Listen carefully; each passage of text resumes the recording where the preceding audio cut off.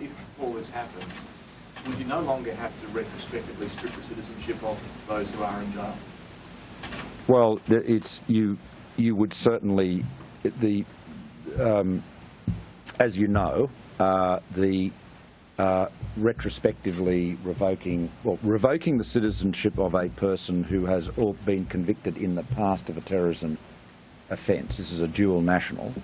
There have been arguments made by learned authorities that would hit some trouble in the High Court. It might not be upheld in the High Court. There's been other equally learned people that have said it would be. It's clearly an area of some contention. It obviously also only applies to people who are dual citizens. So that's one very significant limitation. Now, recognising the obligation I have as Prime Minister, and that we all share, to keep our citizens safe, there is clearly an issue relating to people who have been sentenced to a term of imprisonment for a terrorism offence, but at the end of that sentence remain judged to be a very high risk to the community.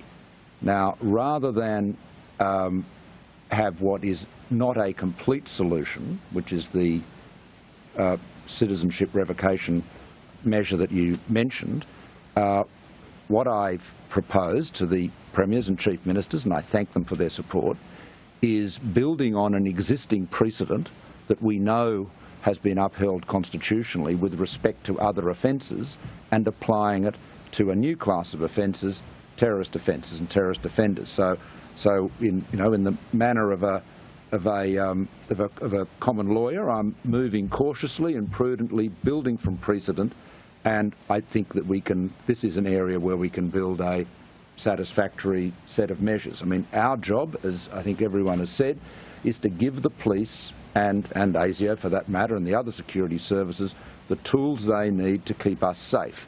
And it is always better, particularly when you're dealing with issues like this, to build from precedent and established practices, because then you're more you've got a greater certainty of them being upheld if they are challenged. Prime Minister.